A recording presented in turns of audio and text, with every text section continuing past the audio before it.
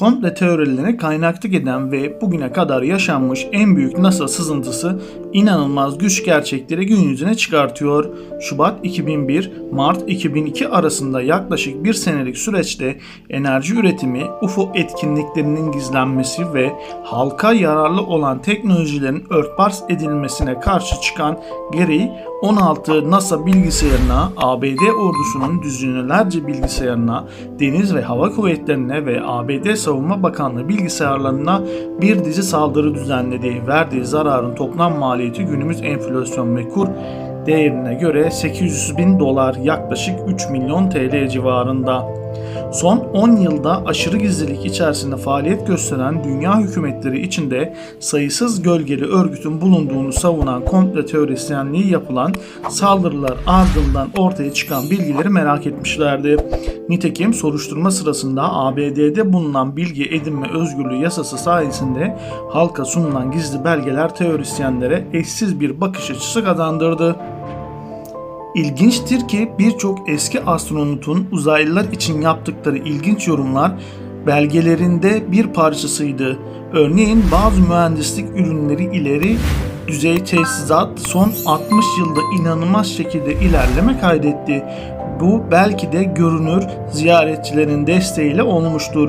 Bu sözleri söyleyen astronot Ay'a ayak basan 6. insan unvanına sahip Dr. Edward Mitchell'dan başkası değildi. Gene ilginçtir ki eski astronotların ve devlet görevlilerinin yaptığı açıklamalardan dolayı konular yavaş yavaş komple teorisi olmaktan çıkıp bilgi yoluyla desteklenen gerçek suçlamalara dönüşmeye başlıyordu. Emekli senatör Daniel K.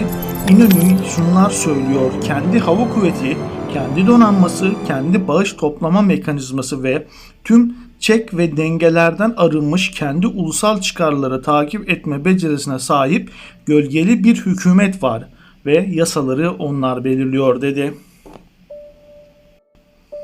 Ortam daha da ilginçleşiyor. Bu aşamada olaya Kanada eski Savunma Bakanı Paul Heller'in açıklamaları dahil oluyor. 10 yıllar önce diğer gezegenlerden gelen ziyaretçiler bizi bazı konularda uyarıp yardım tekliflerinde bulundular.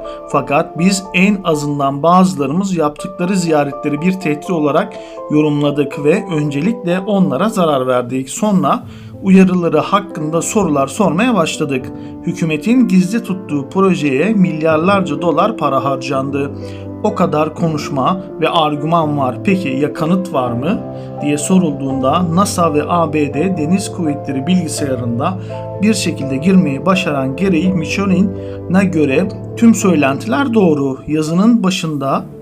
Videonun başında belirttiğimiz büyük zarara sebep olan hacker saldırısı ile hükümetin birçok üyesi ve devlet başkanları o dönem oldukça tedirgin oldular. NASA'ya saldıran adam Gary yukarıdaki röportajda ve birkaç dergiye verdiği röportajda şunları söylüyordu: Amerika'nın uzay savaşları için tamamen işlevsel bir filoya sahip olduğunun kanıtları ortaya koyan bilgiler sızdırıldı.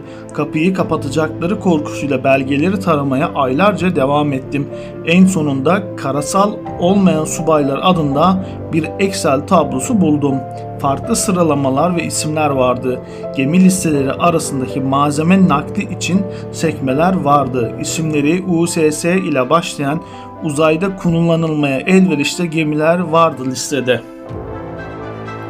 Gary, ABD'ye yönelik yaptığı saldırılarla ülke tarihinin en büyük bilgisayar korsanı olarak suçlanıyor. NASA korsanı subayların sıralaması, isimleri ve gemilerin detaylarını içeren yaklaşık 25 satırlık belgeler yayınlandığı iddia ediyor. Türkiye'den hackerlar da bulunuyor. 2005 yılında Mikyon Gureynik gazetesinde şunları söylüyor: sizinle aynı anda olan makinelerin listesi ve konumunu öğrenmek için kullanılan bir komut sayesinde benim gibi bilgilerin peşinde olan Danimarka, İtalya, Almanya, Türkiye ve Tayland'dan çalışan hackerlar gördüm. Aralıksız olarak 5 ila 7 yıl arası her gece çalıştım. Hatta Lincoln hakkında Obama'nın da birkaç sözü olmuş. Ancak bunlar sadece boş iddialar mı yoksa gerçek bir komplo mu? Emekli havacılık ve uzay mühendisi William Tomlins'e göre binlerce insan, sadece birkaç tane değil binlerce insan Birleşik Devletler'de uzay donanmasına katıldılar. Üstelik 20 yıllık bir tur için kaydoldular. Gidecek erkek ve kadınlara neye ihtiyaç duydukları konusunda çok sayıda bilgi verildi. Çok iyi bir organizasyonla kimin nereye gitmeye daha uygun olduğu kararlaştırıldı. Birçoğu aydaki tesislerimize gitti ve bir kısmı Mars tesislerine gönderildi. Gizli bir uzay filosuyla ilgili konuşan tek kişi Tamosan ve Mitch Conhon değildi. Gazeteci Corey Gott, Mars'ın ilk olarak 1930'larda Almanlar tarafından ziyaret edildi, ancak 70'li yıllarda ABD uzay programı aktif olarak Mars'ı ve farklı tesisler kurmak için diğer gezegenleri keşfediyorlardı diyor. 1980'de gerçekleştirilen Solar Warden projesi ile Mars'taki insan yaşamının büyük gelişme kaydettiğini savunduğu ve yaşam alanları Mars yüzeyinin altına inşa edildi şeklinde konuştu. Ek olarak eski bir NASA çalışanının 20 yıl önce Mars'ta gizli görevler için bulunduğunu iddia etti. Gode, söz konusu NASA çalışanı Mars'taki insanlar hakkında kendisine bilgiler verdiğini söyledi. Tüm bunlar hakkında sizin yorumlarınız neler? Bazıları bunun tamamen büyük bir komplo olduğunu söylüyor.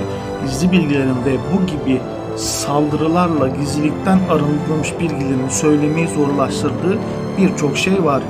Birçok teoristine göre UFO'ların ve yabancı yaşamın ve son derece gelişmiş teknolojinin bulunduğu her şeye dair delillerin saklandığı bu tip sızıntılar ortaya çıkıyor.